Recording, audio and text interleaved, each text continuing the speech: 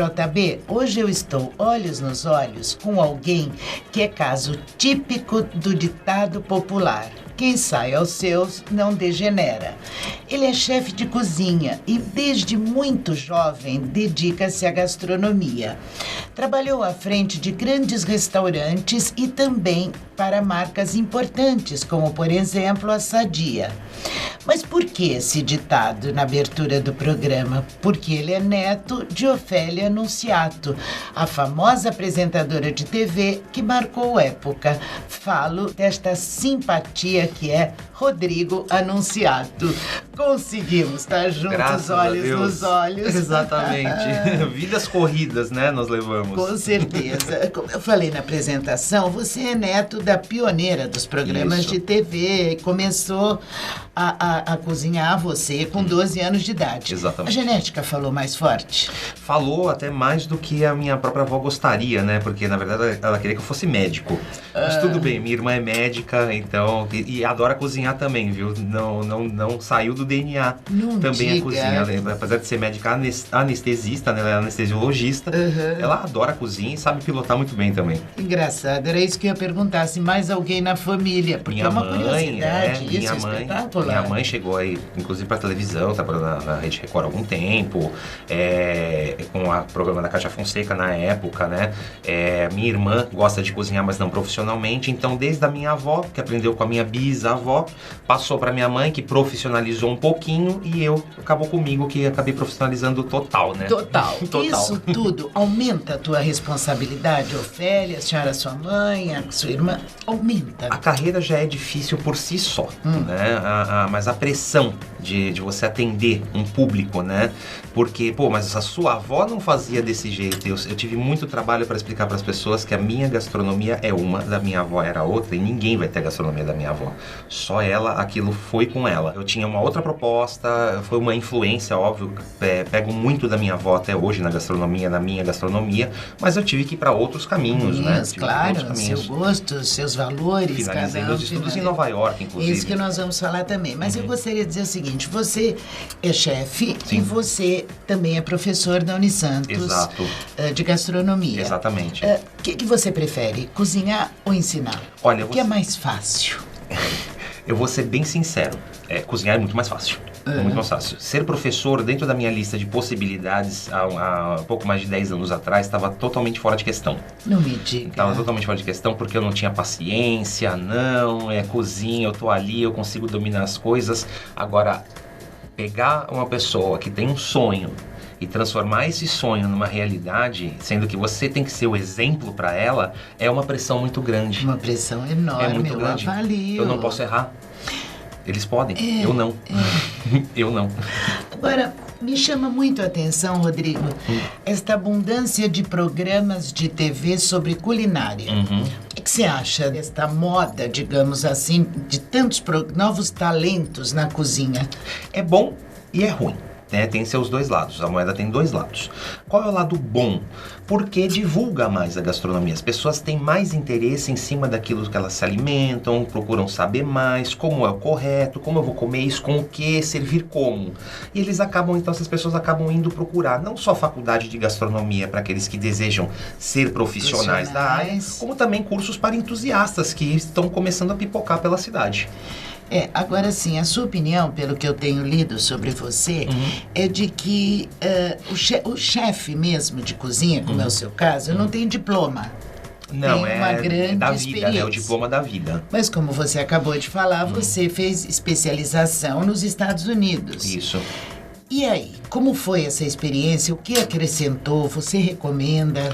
Lá, diferente daqui, existe toda uma tratativa diferente em termos profissionais, não só nas diferenças trabalhistas, né, que nós temos entre um país e outro, mas também na questão da valorização dessa mão de obra. A mão de obra da cozinha aqui ainda é subvalorizada.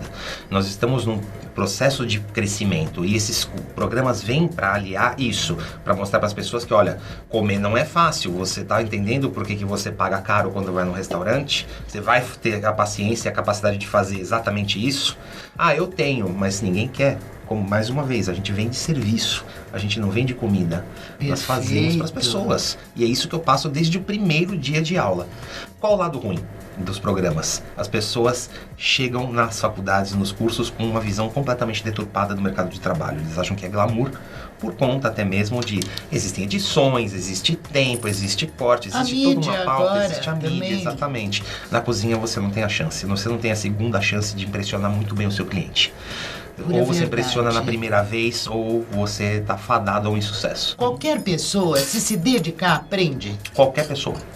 Absolutamente qualquer pessoa, se tiver capacidade e força de vontade, é óbvio que para algumas atividades dentro da cozinha vai ser exigida força física aliada à sua força motriz, né? Na verdade, ao seu detalhamento. Eu, por exemplo, não tenho mãos de confeiteiro.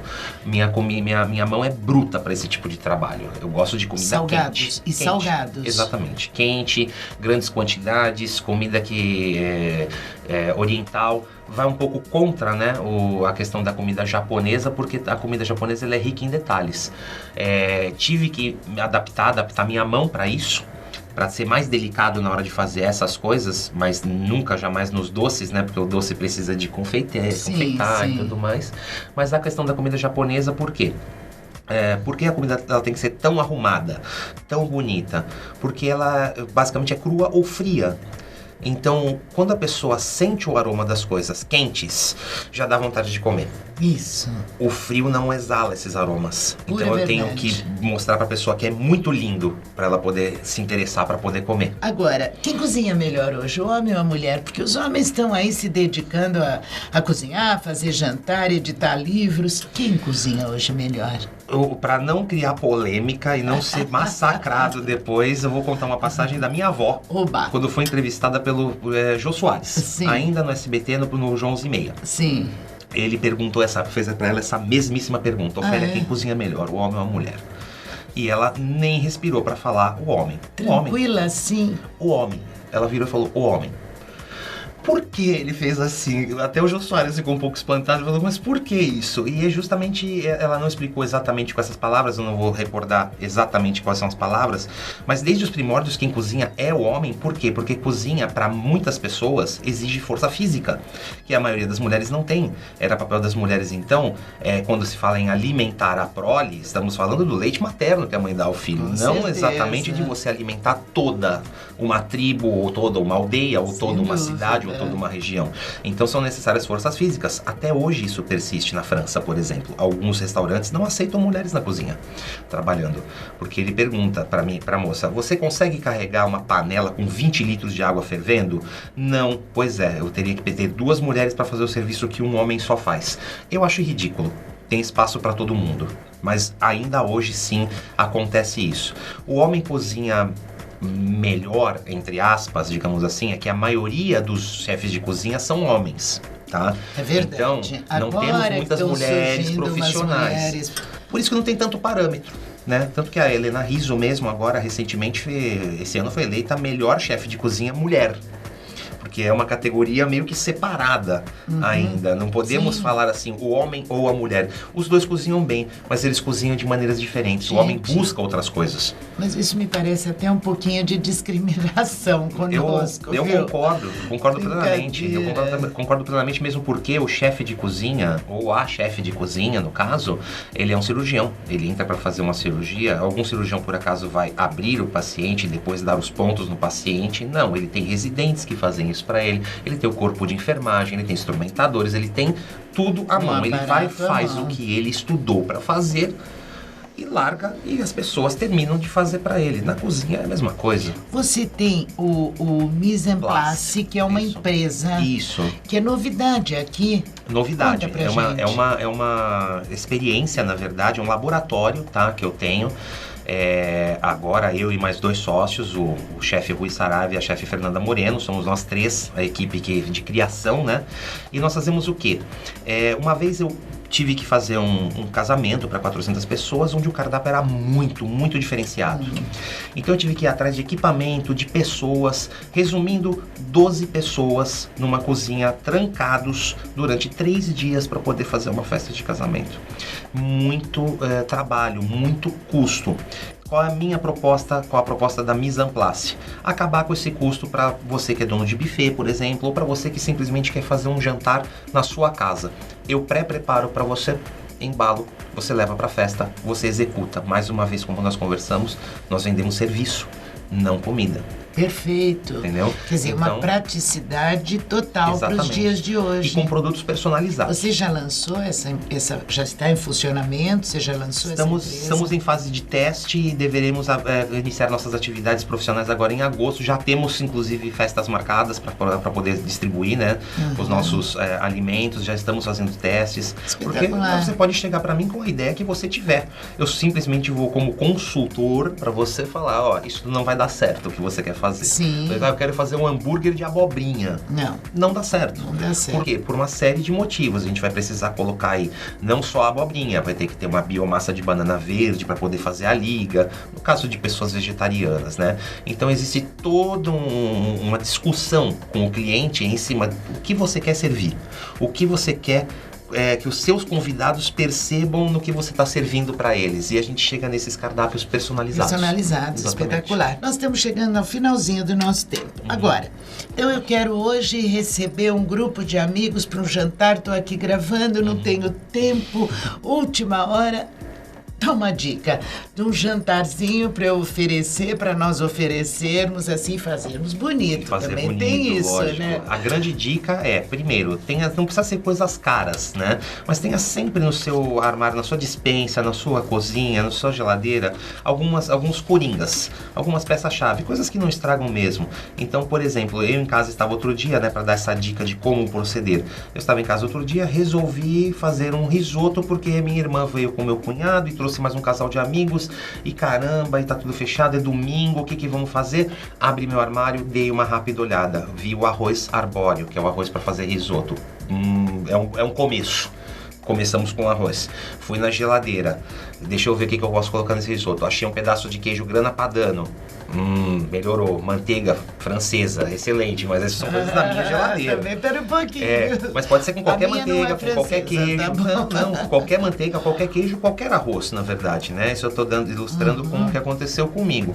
Virei pro meu armário de temperos, abri e falei, bom, deixa eu ver o que mais eu tenho aqui. Bom, tenho fungo seco, tá feito. Eu vou fazer um risoto de fungo com grana padano. Então eu simplesmente peguei arroz, abri a minha despensa, encontrei alguma coisa, abri minha geladeira, vi que combinava com aquilo, abri meu armário de temperos e falei, agora eu preciso transformar isso em algo inesquecível. Aí eu terminei ele, fiz uma finalização nele com manteiga de trufas brancas. As pessoas falam, eu nunca comi um risoto tão bom, como é que assim você está planejando fazer isso há quanto tempo? Fiz agora. Acabei de olhar, ver o que tinha e fiz. Você está querendo me dizer que as pessoas também podem criar os seus pratos de acordo com o seu gosto? Devem, com o seu paladar e com o paladar dos seus comensais. Minha irmã, por exemplo, teve uma época que não estava por problemas de saúde comendo carne. Então eu sempre tinha que criar uma alternativa com que não tivesse carne vermelha para ela comer. E nem sempre, às vezes, eu tinha isso em casa. Então, de repente, eu ia atrás do quê? De uma verdura, de um queijo, de um vegetal. Até, por exemplo, furikake. Né? Arroz japonês com furikake, que é uma mistura de vários componentes, de vários temperos. Rodrigo, muito obrigada. Eu que agradeço. Por você ter vindo, querido. Sucesso na nova empresa, sucesso na sua carreira. Obrigado. Muito obrigado. Tudo de bom. Acho que nos encontraremos lá em breve. Estamos planejando uma inauguração.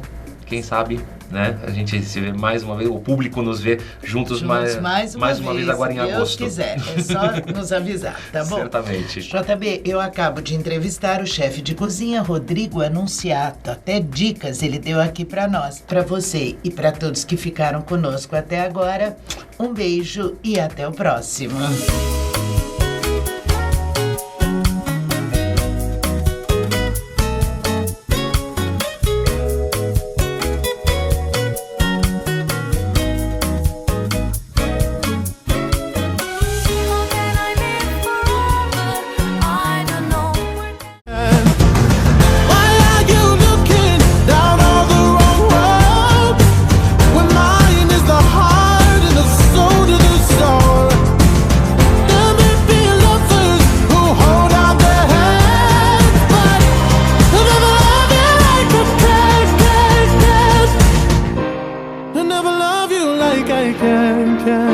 A chance encounter.